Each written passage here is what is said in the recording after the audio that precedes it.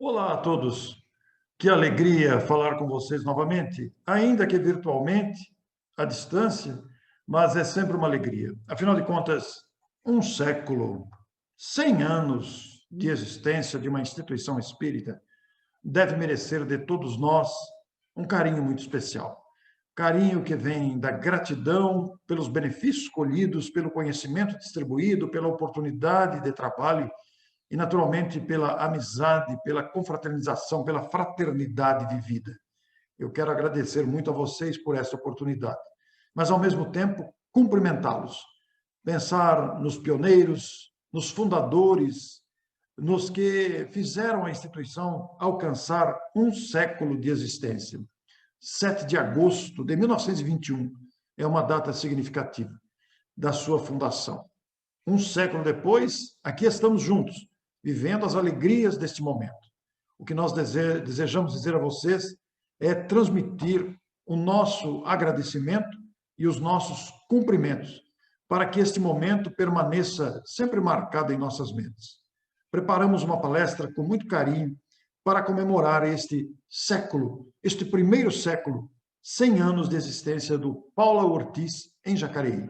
Meu abraço a vocês. Eu quero saudar a todos vocês com um entusiasmo que deve caracterizar a nossa vida diante das oportunidades de viver e aprender. A doutrina espírita é um manancial de luzes em nosso caminho, ensejando-nos oportunidades valiosíssimas para que possamos verdadeiramente aprender com os seus conteúdos, com suas experiências, com todas as oportunidades que verdadeiramente a doutrina espírita nos oferece. Então, é uma satisfação muito grande poder falar da doutrina espírita diante de tanto conhecimento que ela nos traz. Todos nós nos reconhecemos como aprendizes, entre aspas, capengas ainda, mas aprendizes, convidados ao exercício dessas virtudes trazidas pela compreensão, pelo conhecimento da proposta de Jesus. E nesta oportunidade, eu me sinto muito honrado de estar com vocês, porque essas oportunidades são muito valiosas, a começar para mim mesmo, que preciso pesquisar, estudar e me empolgo com os conteúdos que vamos encontrando. E também, naturalmente, por força deste intercâmbio que fazemos com os amigos que nos visitam, que interagem conosco, isto é de uma riqueza muito grande ao nosso coração. Então, nós propomos para esta noite falar sobre a riqueza dos romances clássicos de Emmanuel. Eu vou pedir para o Antônio Carlos compartilhar na tela aí o nosso arquivo de PowerPoint, para que tenhamos a oportunidade de acompanhar essas observações, esses conteúdos que nós vamos mostrar para o público que está nos acompanhando. Então, Antônio Carlos, é só clicar aí no adicionar conteúdo, exatamente, é isso mesmo, perfeitamente. Me deixa no cantinho aí, está corretíssimo. Então, nós trouxemos para vocês hoje romances clássicos de Emmanuel. Eu quero destacar aqui que o crédito dos slides é da Denise Lino, de Campina Grande, na Paraíba, uma grande amiga, uma excelente palestrante, autora. Nós temos amizade há muito tempo, nos conhecemos há muito tempo, temos permutado experiências doutrinárias muito valiosas. Inclusive, esta palestra surgiu por causa de uma live que ela me convidou para participar, exatamente falando sobre literatura espírita e focada nos romances de Emmanuel. Quando falamos em romances clássicos de Emmanuel, considerando que muitas pessoas verão esta live posteriormente, como ela fica disponível no YouTube, gravada, nós não sabemos por quem será vista e quando será vista. Então, nós temos que considerar que vão ocorrer de pessoas que não conhecem Emmanuel, não conhecem o que vamos falar agora, e talvez tenham pela primeira vez conhecimento desse conteúdo. Então, aqueles que já conhecem, não se sintam de forma alguma desprestigiados. Nós vamos fazer de forma a também atender àquelas pessoas que não conhecem e possam se sentir motivados, como todos nós nos sentimos, diante dos conteúdos dessa abordagem. Então, seria interessante nós perguntarmos, né, quem é Emmanuel? Porque, quando falamos em romances clássicos de Emmanuel, quem é Emmanuel? O Emmanuel é o senador romano Públio Lentulus Cornélius, que ele mesmo, como autor espiritual pela psicografia de Chico Xavier, declara ser essa personalidade naquela época, na época em que Jesus esteve no planeta. Então, ele foi contemporâneo de Jesus no planeta. Na época em que Jesus esteve no planeta, ele foi um senador romano de muita autoridade, um espírito muito inteligente, mas também um espírito orgulhoso. E ele apresenta-se como uma autobiografia no primeiro capítulo do livro Há 2000 anos, que é um dos romances clássicos de Emmanuel. Esses romances tiveram início justamente com este romance há 2000 anos. E há 10 encarnações descritas desse espírito no livro Deus Conosco. O leitor interessado poderá adquirir essa obra Deus Conosco para conhecer a trajetória desse espírito em 10 encarnações. Muito bem, conhecendo quem é Emmanuel, nós não podemos deixar de citar a parceria, a sintonia que há entre o espírito autor desses romances, que é o espírito que assinou com o nome de Emmanuel, pela psicografia de Chico Xavier.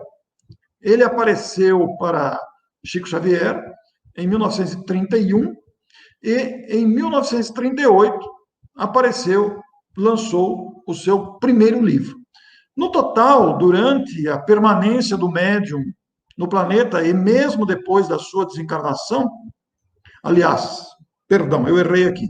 No período em que Chico esteve encarnado entre nós, o Espírito Emmanuel produziu 149 livros. O que nós quisemos dizer é que depois da desencarnação de Chico, alguns livros foram publicados, né? Mas, durante a autoria de Emmanuel, foram 149 livros publicados de autoria deste espírito, conhecido como Emmanuel, que nós, os espíritas, passamos a respeitar muito, por conhecer o seu conteúdo, né? E além de dezenas de participações em obras com outros espíritos, sempre na supervisão do trabalho de Chico Xavier. O espírita, acostumado com esta produção literária, mediúnica, psicográfica, apresentada por Chico Xavier, vai se lembrar naturalmente desses títulos, desses livros, desse conteúdo tão marcante que verdadeiramente enriquecem a literatura espírita. Então, nunca é demais nós lembrarmos dessa informação, até porque houve uma sintonia, uma conexão mental, espiritual, emocional, psicológica entre os dois muito grande. O médium Chico Xavier de perfeita identificação com o espírito que dirigiu a sua atividade mediúnica. É muito importante destacar isso para se compreender a fidelidade oriunda da humildade do médium para apresentar esses conteúdos que nós ficamos conhecendo e nos emocionamos com as suas narrações, as suas descrições. Esse espírito Emmanuel, ele produziu uma obra densa e variada. Esses 149 livros, eles se diversificaram através do tempo, através de muitas obras, desde as obras mais densas, como os romances clássicos, que é objeto da nossa observação de hoje, até os livros de mensagens compactas, de mensagens curtas, de parágrafos curtos, e mesmo mensagens avulsas que depois foram introduzidas nesses livros. Nós temos aí uma trajetória representando esta variedade literária do Espírito Emmanuel. E nós podemos até fazer um agrupamento desses livros para entendermos o trabalho intelectual e literário desse espírito, né? Como vemos aí, ele tem estudos do Novo Testamento, naqueles conhecidos livros que estudam os versículos, que estudam as anotações dos evangelistas, quando ele, então, amplia o entendimento dessas questões. E temos também os livros que estudam a codificação espírita, como Justiça Divina, e tanto o Seara dos Médiuns, e tantos outros livros que estudam as obras de Kardec. Ele pegava um item, uma pergunta, um trecho, uma resposta, e comenta. Ele tem uma grande capacidade para isso, né? Já os estudos do Novo Testamento, nós vamos nos lembrar da série Fonte Viva, né? Caminho, Verdade e Vida, Fonte Viva, Pão Nosso, Vinha de Luz, obras extraordinárias comentando versículos do Evangelho de Jesus. Por outro lado, nós vamos ter também uma grande quantidade de obras, de estudos que, à luz do Espiritismo, obras que verdadeiramente comentam as ciências, os relacionamentos, as dificuldades, a mediunidade, a lei de causa e efeito, grandes estudos publicados, estudados, analisados e colocados à disposição do público através de obras variadas produzidas por esse espírito. E, naturalmente, o nosso foco hoje é exatamente falar dos romances clássicos, porque os outros livros são livros de estudos. Alguns capítulos, alguns livros com capítulos mais longos, algumas mensagens mais compactas, mas nos romances é que o espírito vai colocar a sua capacidade narrativa. Porque nesses livros mais compactos, nessas mensagens de estudos, esses livros de estudos da codificação ou do Novo Testamento, e mesmo estudos outros das ciências humanas que ele produziu, nós vamos encontrar a grande capacidade de síntese desse autor, capaz de condensar numa frase ensinamentos que podem gerar um congresso de estudos. Grande a capacidade de um espírito, né? Capaz de resumir numa única frase, um único parágrafo, ensinamentos para que o espírita, o estudioso, o pesquisador se debruce nesses conteúdos.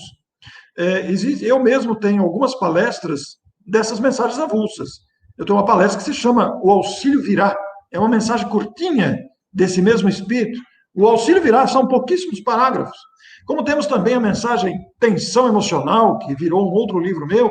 Então, é um espírito de grande capacidade literária, no aspecto de condensação, e também na grande virtude narrativa. Então, nós temos aí os conhecidos romances clássicos históricos, relatando, narrando episódios do cristianismo nascente. Vocês vão verificar aí a sequência dos livros, aliás, esses livros foram nessa ordem cronológica aí, o primeiro deles há 2000 anos. Essa data que está embaixo é a data do prefácio, não é a data da publicação, porque haverá casos aí que o livro foi prefaciado num ano e publicado no outro, e mesmo até mais tempo na frente. Então, essa data que está aí é a data do prefácio. Então, nós vamos ver, há 2000 anos, 2 de março de 39, foi o primeiro romance clássico ditado por Emmanuel. Vejam vocês que ele está bem no início, né, da sua trajetória psicográfica através de Chico Xavier. Depois, no mesmo ano, 50 anos depois, com prefácio de 19 de dezembro de 39, esse livro foi publicado no ano seguinte, não foi publicado no mesmo ano de 39, até porque estávamos à véspera do Natal aí. Esta é a data do prefácio. Paulo e Estevão, considerado talvez a obra, na opinião do próprio Chico, a mais importante obra de sua psicografia, não por causa do número de páginas, até porque ele é um livro de muitas páginas, mas por causa do conteúdo evangelizador da obra, Paulo e Estevão. E notem que o prefácio foi assinado na data em que Chico Xavier recebeu a sua primeira psicografia, 8 de julho. Então, nós temos aí 8 de julho de 41. E depois, renúncia, em 42, 11 de janeiro de 42, a data do prefácio, vamos nos lembrar desse detalhe. E Ave Cristo, que foi o último desses romances, com data de 18 de abril, data de O Livro dos Espíritos, em 1953. Se a gente parar para prestar atenção, há um detalhe muito significativo aí, né? O livro Paulo Estevão está fazendo 80 anos, agora em 2021. Isso vai ensejar, por iniciativa de muitos companheiros do movimento espírita, nos próximos meses aí, comemorações justificadas, muito justas, porque o livro Paulo Estevão é um marco na psicografia de Chico Xavier, pelo aspecto histórico do encontro de Saulo com Jesus, né? A transformação de Saulo em Paulo. Então, são livros extraordinários.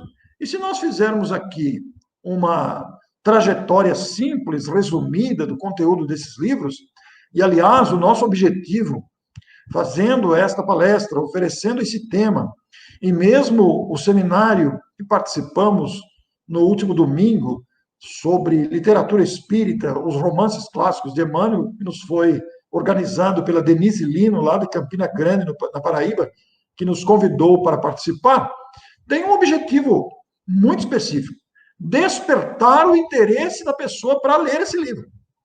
Se você já leu esses livros, eu quero sugerir a você que leia outra vez. Eu li todos esses livros na minha adolescência. O Há 2000 anos, o Paulo Estevão, o Renúncia, eu li algumas vezes.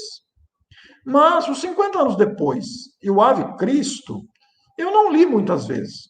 E eu li esses livros há mais de 40 anos, quando os li pela primeira vez.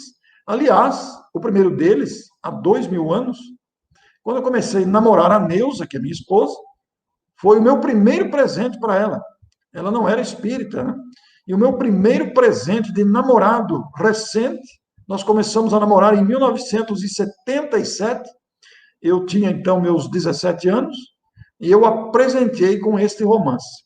Eu já havia lido, com 17 anos eu já havia lido, e naturalmente li outras vezes no decorrer dessas décadas todas. Mas, por força do convite para participar do seminário Literatura Espírita, que aliás não é um seminário, é um programa no canal de YouTube da Mansão do Caminho, lá de Salvador, em que a Denise responde por um programa, é uma vez por mês esse programa. E esse programa se chama Literatura Espírita. Eu não tenho um outro sobrenome que eu não estou me lembrando agora. Mas, enfim, e por força disso, eu tive que ler pelo menos um dos livros, né? Porque eu fui convidado com 1 mês e meio, 2 meses de antecedência, e devido aos acúmulos de compromissos, nós escolhemos um dos livros para ler. E eu, então, escolhi o livro Ave Cristo para ler, porque foi aquele que eu li menos. O Há 2000 anos, eu tenho uma recordação muito forte dentro de mim, porque vai narrar o orgulhoso senador romano Públio Lentulus, que nós identificamos aqui no começo da nossa abordagem.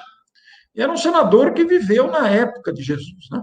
A história é muito bonita, porque ele era casado com Lívia, ele tinha uma filha chamada Flávia, e Jesus estava em plena efervescência no mundo naquela época. Todos falavam da postura do Nazareno, que cuidava, que atendia os pobres, etc, etc. E a filha de Públio ficou doente. E como ela ouvia dizer pela empregada Ana, que era cristã, sobre a presença desse Nazareno que curava, daquele homem que atendia às misérias humanas, daquele homem que era capaz de operar prodígios, a menina chegou a pedir ao pai para que fosse buscar Jesus para curá-la. Essa descrição está no livro Há 2000 anos. Mas ele era um senador orgulhoso. Como é que ele ia descer do pedestal do seu orgulho, do seu título, do seu cargo, para procurar um homem que, na sua expressão, no seu entendimento pobre, seria uma criatura inexpressiva? Seria uma criatura sem nenhum destaque social? Na opinião dele, um miserável que andava pelas ruas, mais um desses místicos que prometiam coisas para o povo. E, verdadeiramente, diante do desespero da enfermidade da filha, ele saiu uma noite e o próprio Cristo veio encontrá-lo. Ele ficou paralisado, sem conseguir articular palavra. E, verdadeiramente, quando voltou para casa, a sua filha estava curada. Mas ele não se rendeu a isso. Lívia, a sua esposa, face aos relatos da empregada Ana, tornou-se cristã também. E quando Jesus foi preso, ela foi pedir a Pilatos para que liberasse Jesus do cativeiro e do sacrifício. Mas acontece que Pilatos era um homem leviano, habituado a aventuras com mulheres. Ele desejava uma mulher e fazia tudo para conquistá-la. E ele tinha os olhos fixos na beleza de Lívia. E quando Lívia foi ao seu gabinete para pedir a libertação de Jesus, com esse objetivo ela foi. A calúnia armou aos ouvidos do seu marido Públio que ela estava tendo um caso com o nosso Pilatos, o conhecido personagem Pilatos da história do cristianismo. E, naturalmente, que ele caiu na armadilha da calúnia e voltou-se contra a esposa, achando que realmente ela tinha um caso. Mas ela não tinha, ela foi lá para pedir a libertação de Jesus. Mas ele ficou mais de 20 anos sem falar com ela. Manteve um casamento de aparências devido ao seu cargo na política, mas ficou sem falar com ela durante 20 anos. Quando ele se deu conta, porque aí Jesus foi crucificado, Lívia participava das reuniões nas catacumbas, junto com os outros cristãos, etc.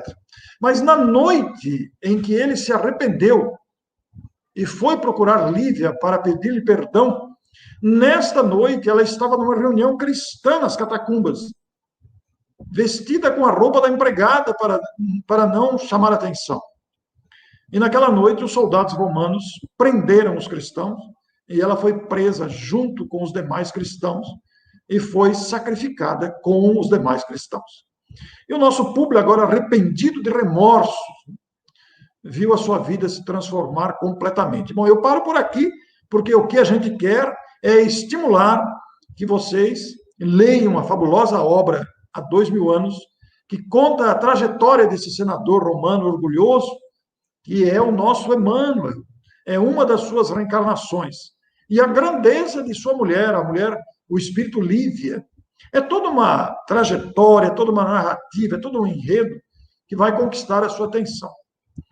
Por outro lado, o livro 50 anos depois, que foi psicografado no mesmo ano, vai contar a trajetória desse mesmo espírito, Públio Lentulus, o orgulhoso senador, na sua próxima encarnação. Porque ele foi um senador, morreu, as circunstâncias da sua morte estão narradas no livro há 2000 anos, né, que é uma trajetória emocionante, que eu insisto aqui para que você leia o livro, mas ele reencarna depois como escravo, o escravo Nestório. E o livro não é bem uma narrativa sobre o escravo Nestório, embora seja uma das encarnações do espírito Emmanuel. Agora um escravo humilde, convertido já ao cristianismo, porque mesmo no final do livro há 2000 anos, quando ele percebeu o engodo, o erro a que se deixou seduzir, e compreendeu Lívia e o evangelho, ele se tornara cristão. E volta depois reencarnado como escravo. Mas é nesse livro, 50 anos depois, que nós vamos conhecer a sublimidade do espírito Célia, que vai conviver ali com os personagens da narrativa. Outra narrativa emocionante, repleta desses lances dramáticos e sofridos que os primeiros cristãos enfrentavam para levar o cristianismo adiante. A terceira obra, Paulo e Estevão, que, na opinião de Chico Xavier, como disse a vocês, foi o maior livro que ele psicografou, não pelo número de páginas, mas pelo conteúdo evangelizador, vai descrever a saga de Saulo de Tarso, o doutor da lei, também uma autoridade política da época, que perseguia os cristãos. Mas não era por maldade, era por fidelidade à lei mosaica. Então, ele perseguia os cristãos. E a saga toda, repleta de emoções variadas, ensinam muito ao leitor, vai descrever o momento em que Saulo, dirigindo-se para prender Ananias, que também era cristão e que havia convertido a sua noiva em cristã, quando ele vai para prender Ananias, o próprio Cristo lhe surge à entrada de Damasco, a cidade. E ele, então, tem um encontro pessoal com o Cristo, fica cego, e num gesto de extrema humildade, como já é conhecido, quando ele se deu conta de que ali estava diante da pergunta: que queres que eu... Quem sois? E Jesus, em espírito, respondeu: eu sou Jesus. E então ele cai em si, dos seus próprios equívocos interpretativos do Evangelho, e faz a clássica pergunta: o que queres que eu faça, Senhor? E Jesus, então, o orienta para seguir até a cidade, onde seriam dadas novas instruções. E ali surgia uma criatura diferente naquele instante.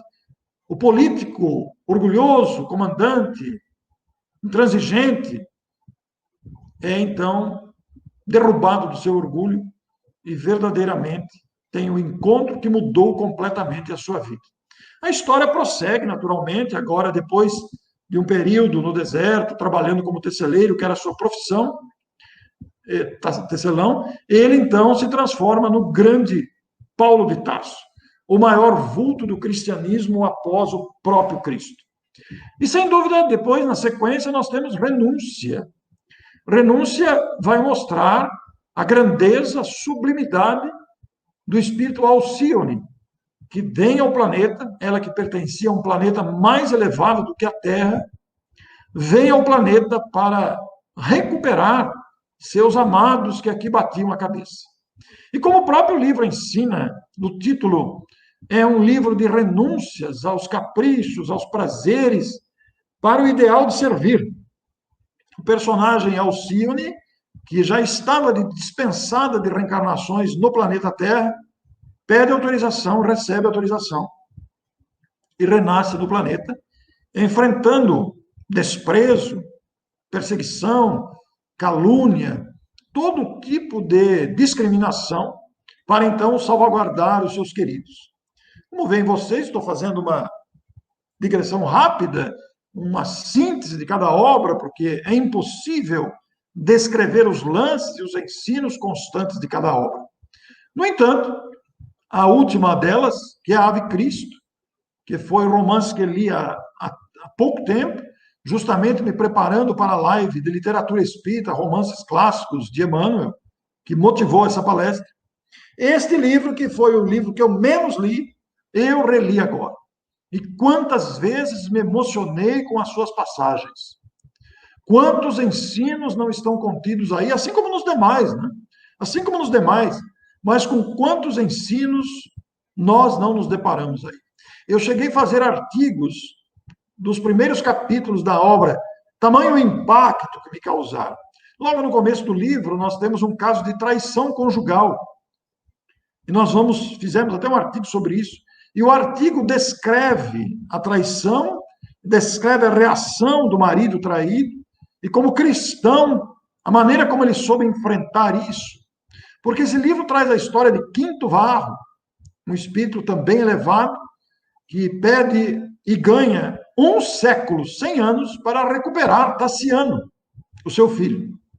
Ele reencarna, tenta trazer o filho para o cristianismo, mas a sua esposa Cíntia é contra os cristãos, e embute na criança essa ideia de contrariedade, de perseguição aos cristãos. A história é uma maravilha. Quinto Varro desencarna numa situação, não dá para contar o livro aqui, é muita informação, né? Mas Quinto Varro desencarna numa situação que vocês vão encontrar na obra, e ele pede ao seu mentor para que o permita voltar de novo. E ele renasce em pouco tempo, outra vez, para então defrontar-se novamente com o filho Tassiano. E aí eu não vou contar mais nada. Eu quero deixar que vocês descubram essas narrativas brilhantes. Inclusive, um dos capítulos iniciais também me ensejou fazer um artigo sobre gravidez indesejada, sobre mulheres grávidas atordoadas com a gravidez que veio inesperada ou produto de violência sexual. Também é um capítulo sobre isso, de uma moça grávida, do namorado, cujo pai jamais aceitaria essa gravidez, com considerações de grande profundidade. Então, são obras que nos ensinam a compreender a vida, seus desdobramentos, e elas se tornam um verdadeiro roteiro de comportamento, conforme os padrões apresentados pelo Evangelho de Jesus. Todas essas situações, portanto, oferecem a todos nós, leitores, que possamos nos dedicar à leitura atenta, cuidadosa desses livros, uma oportunidade ímpar de aprender com eles. Não só aprender doutrinariamente, considerando os princípios doutrinários do Espiritismo, mas aprender também o Evangelho na sua essência, nos exemplos de renúncia, de desapego, nos exemplos de misericórdia que os personagens vivem. E foi muito interessante, porque na live que fizemos sobre os romances clássicos de Emmanuel, com outros companheiros, aproveitando o programa Literatura Espírita, foi feita uma pergunta muito peculiar. E a pergunta que foi feita levantou a seguinte questão: qual a diferença entre aqueles tempos e nós? O que é que nós não temos hoje e que tinha naquele tempo? Porque a gente poderia fazer a pergunta ao contrário, né? O que é que não tinha naquele tempo que tem agora? Não, é o contrário. O que é que tinha naquele tempo e não tem agora?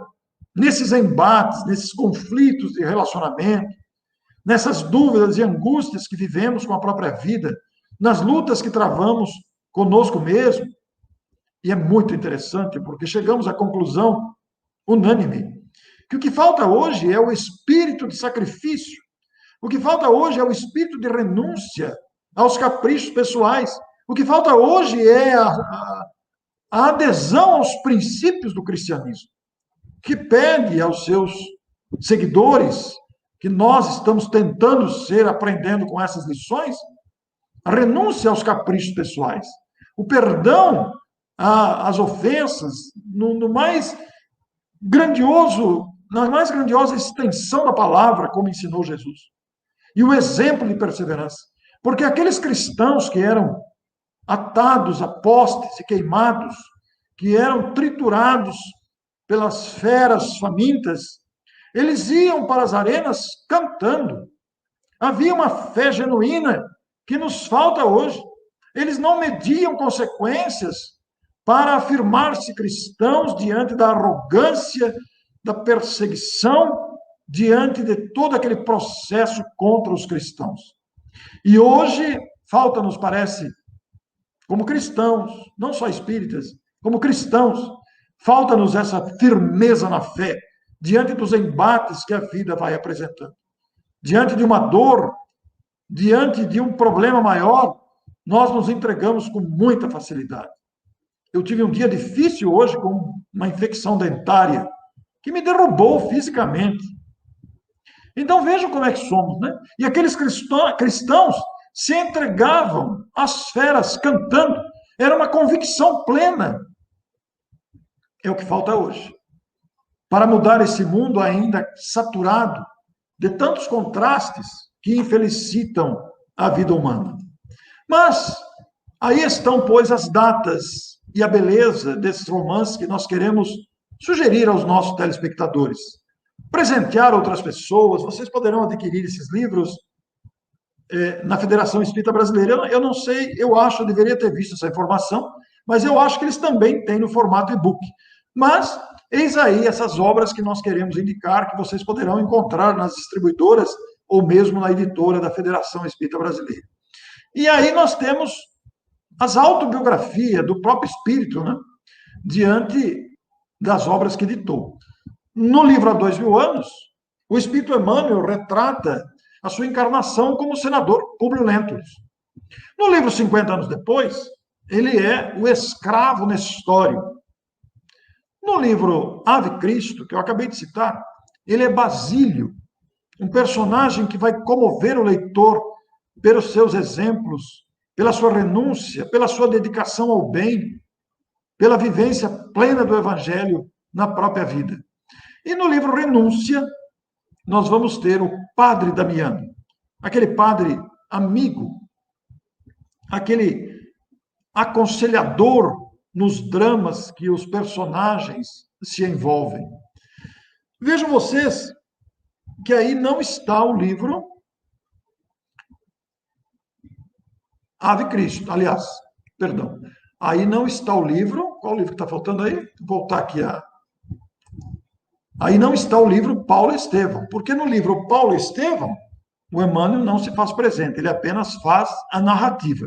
Mas nessas 4 obras, são 4 reencarnações desse espírito que nós aprendemos a respeitar, a admirar e aprender com ele.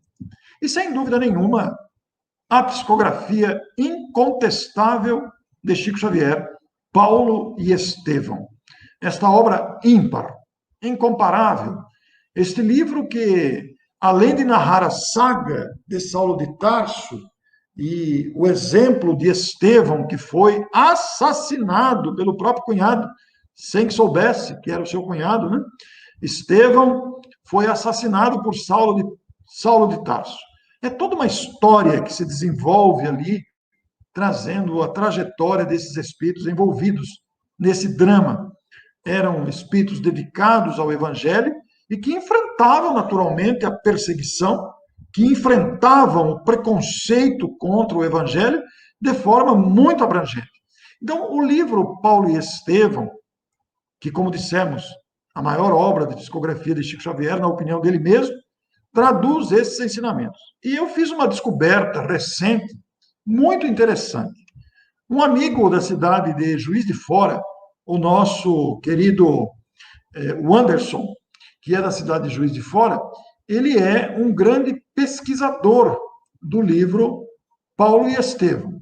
E ele fez uma seleção, digamos, uma pesquisa. Ele fez uma pesquisa de bastante profundidade e descobriu que o livro Paulo e Estevão contém 10.305 frases. Imagine você selecionar numa pesquisa apropriada, numa pesquisa feita com cuidado, silenciosamente, continuada, e catalogar 10.305 frases que estão no livro Paulo Estevão, que é um livro de muitas páginas, como sabem vocês, né? É um livro grosso.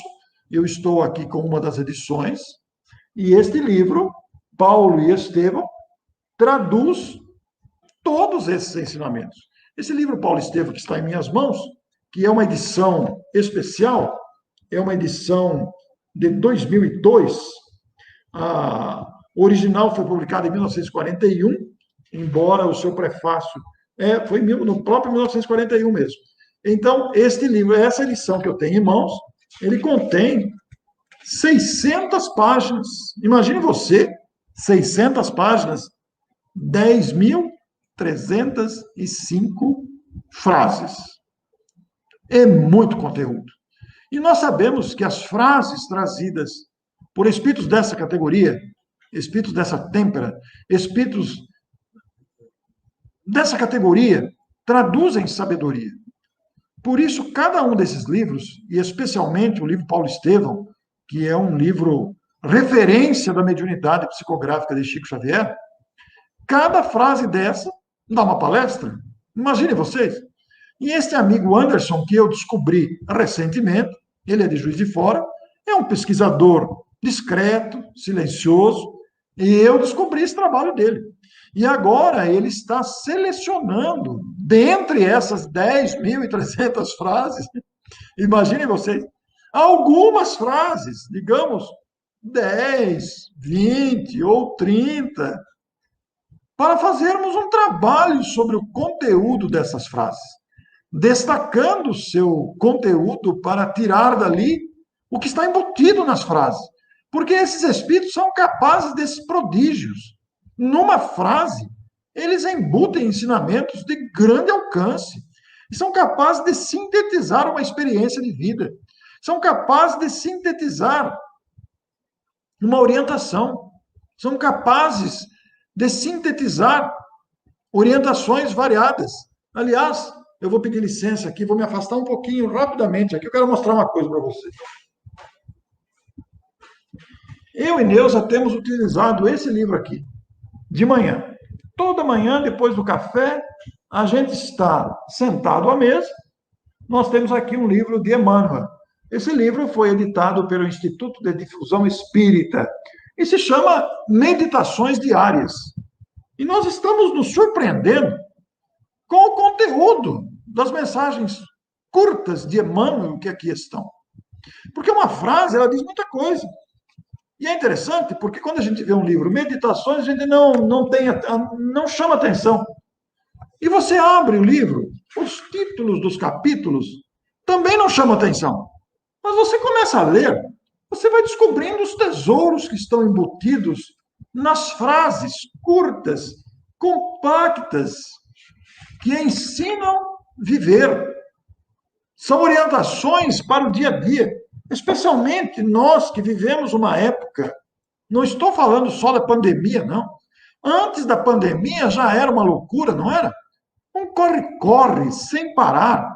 Vivíamos uma neurose por várias razões e que, conforme vamos descobrindo na sabedoria de Emmanuel, nós vamos percebendo a sua sabedoria, a sua clareza, a sua lucidez em nos ensinar a viver.